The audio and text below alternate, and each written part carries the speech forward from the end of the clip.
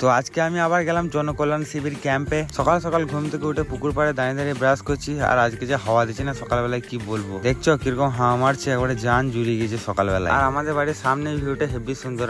কি বলো তোমরা? চা পা খেয়ে আমরা দুই বন্ধু মিলে বেরিয়ে পড়লাম আমাদের মাহাতুনি হাই স্কুলের ক্যাম্প বসেছে সেখানে যাওয়ার জন্য। এত গরমে কিছু ভালো লাগে না, সেই জন্য বাবলু কাকার দোকানে এসে একটা লস্যি খেয়ে নিলাম। তারপর জনকল্যাণ শিবির ক্যাম্পের গেটে দিয়ে চলে এলাম আমাদের স্কুলের খেলার মাঠের সামনে। আর এখানে প্রচুর মানুষের ভিড় জমেছে, আর এত গরম করছে দাঁড়িয়ে থাকতে পারা গেছে না। ওখান থেকে এসে আমার বন্ধু একটা প্রকল্পের জন্য অ্যাপ্লাই করবো, তো সেটার ফর্ম ফিল আপ করতে লেগে গেলাম। তারপর আমি অ্যাপ্লাই করার জন্য ফর্মটা ফিল আপ করে নিলাম। তারপর সবার মতো আমিও ফর্মটাকে জমা দিয়ে দিলাম, আর ওরা নিয়ে গাদায় ফেলে দিল। তারপর সঞ্জয় কাকার কাছে একটু পেয়ারা মাখা কিনে সবাই মিলে বসে বসে খেতে লাগলাম। দিয়ে বাড়ি যেতে দেখছি এখানে আখের রস বিক্রি করছে, সেই জন্য দাঁড়িয়ে পড়লাম রাস্তা দিয়ে। এই দেখো কাকা হ্যান্ডেল ঘুরাইছে আর এদিকে রস বেরোচ্ছে, দেখো কিরকম। গন্নে কা জুস বড়া গিলাস 10 রুপে। খেয়ে দিয়ে চললাম এখন বাড়ি। দিয়ে বাড়ি এসে মা ভাত দিয়ে দিল, ভাতটা খেয়ে চলে এলাম বন্ধুদের বাড়ি। আর বন্ধু আবার দেখছি এখানে কামরাঙ্গা মাখা করেছে, সবাই মিলে বসে বসে কামরাঙ্গা মাখা খেতে লেগে গেলাম। ও কি টেস্ট, কি বলবো, ওটা দারুণ টেস্ট, একবারে জিভ দিয়ে পানি বেরিয়ে গেছে খেতে খেতে।